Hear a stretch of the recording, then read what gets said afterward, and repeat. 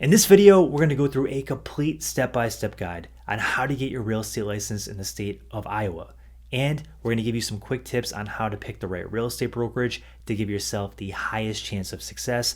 And at the end of the video, we're going to go through a complete breakdown of how much it's going to cost to get licensed. That way, you know exactly how much you need to budget.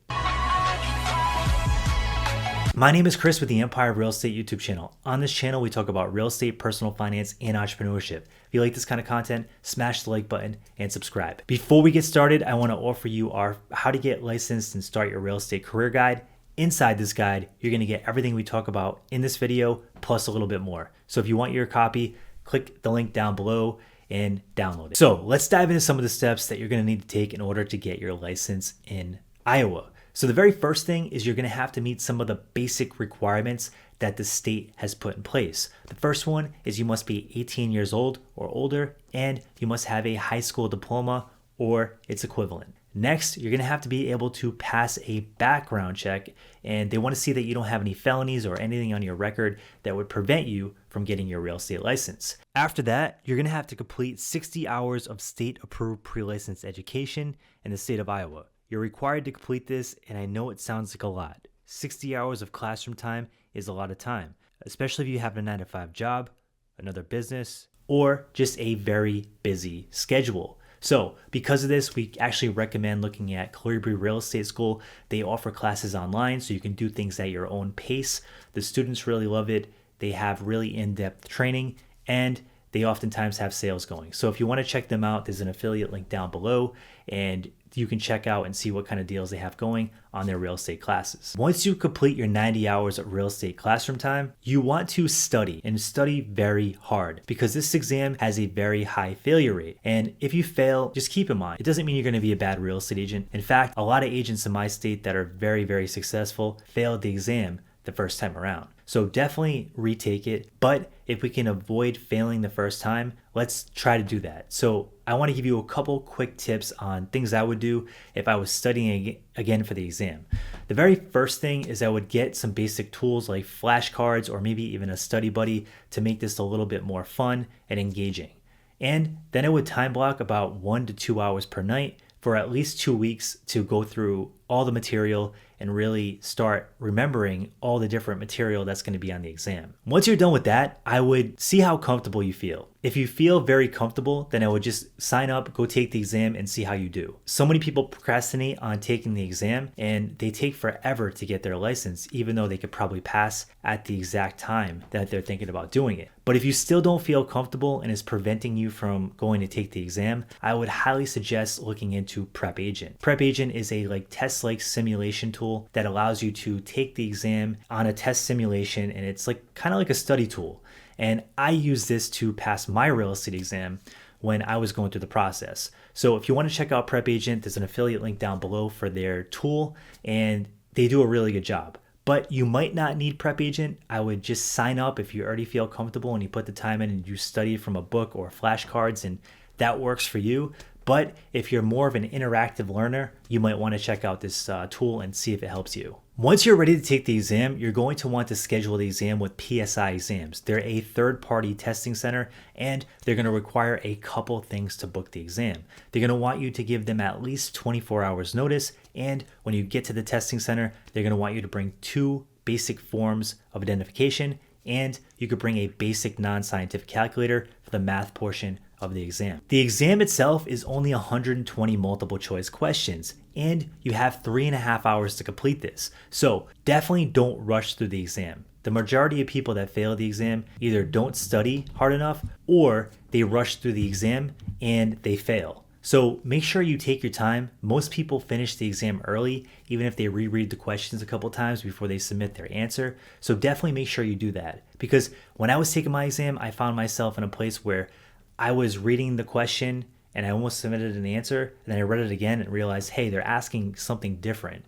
And then I submitted the right answer. But if you're rushing through this process, you might start answering questions wrong that you actually know the right answer to. And this might cause you to fail. Once you pass the exam, it's time to celebrate a little bit. This is a big deal. You got through all the pre-licensed education classes, you submitted your background check, passed that, and now you finally passed your real estate exam. You put a lot of work in, and now it's time to celebrate. The hard stuff is over. Next, you want to package all that stuff up and put your real estate license application in. So you're going to want to give them a copy of your past exam, your background check, and a copy of your completed real estate pre-license hours from your real estate school. Once that's done, it's time to find a sponsoring broker. Now, finding a sponsoring broker is probably one of the more easy parts of this process, but it's very important because if you didn't know, the majority of real estate agents that get into this business actually fail out of the business. And this is because they don't have enough support, training, or mentorship. So finding the right brokerage is extremely important. So I want to give you a couple things to ask and a couple important questions to ask when you're interviewing with brokers. That way you have a higher chance of picking one that's going to lead you to success. The very first thing is I would basically ask them about their mentorship program. Do they have a mentor in place that's going to help you for the first 3 to 5 deals? This is super important because your first 3 to 5 deals are going to be the most challenging ones because real estate comes with a lot of curveballs. And if you run into problems in these transactions, you're going to be super stressed. And if you don't have a mentor to help you through this, it can get really stressful and you might actually quit before you even get started. So having a mentor you can call for the first 3 to 5 deals is super important. Next, you want to find out if they have a training program in place. This could be training modules. This could be classes every week at the office. You want to find out what they have in place to help you get your business off the ground and start being successful, because your mentor is going to help you. And if you have a great mentor, they're going to answer the phone and be there for you, but they can't be there every second at every hour. So this is where training courses and different training modules come in to help you have more success. The third thing you want to do is ask how you're going to get business. So getting business in real estate is one of the most important things because without clients, you're not going to make any money. This business is 100% commission. So asking the broker how their agents get business and what training they provide to help you get business is very important. The majority of brokerages are going to tell you sphere of influence marketing, and sphere of influence marketing can be good, right? The majority of real estate agents I know that have used this technique have built very good businesses if they have a good network. But if you don't have a good network and you're not established or maybe just moved into town, this avenue might not work for you. So having this conversation up front and getting involved with a brokerage that's going to match your needs is very important. Last but not least, you want to talk about the commission splits. So commission splits, they're a fun topic to talk about. Obviously, everybody likes talking about the money, how much they're going to get paid on each deal. But keep in mind, 100% of nothing is still nothing. So if you're brand new, I would go with a brokerage that has the most training, even if you have to pay a higher commission split for that training. Next, let's go into some of the costs associated with getting licensed in the state of Iowa.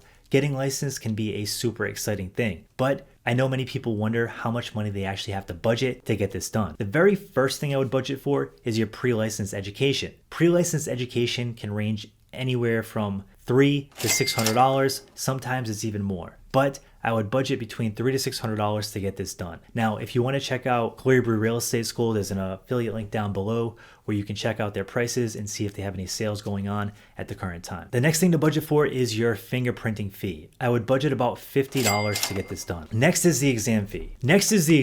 Now, the exam fee is $63. If you fail the exam, you're going to have to spend another $63 to retake it. Once you pass, the license fee is going to be an additional $75. Last but not least, you want to budget some money for your brokerage and E&O insurance. So I would budget between $200 and $600 to get started with your first brokerage and get your E&O insurance. So all in all, it's not that expensive to get licensed. The hardest part is putting in the classroom hours, passing the exam, and doing all the legwork in order to get licensed. Now, this career can be awesome. This career is filled with opportunity. And if you have questions about getting started, definitely drop them in the comment section below. And if you already got licensed, definitely drop that in the comment section below as well. I'd love to hear your success stories. Thanks so much for tuning in, and you have an awesome day.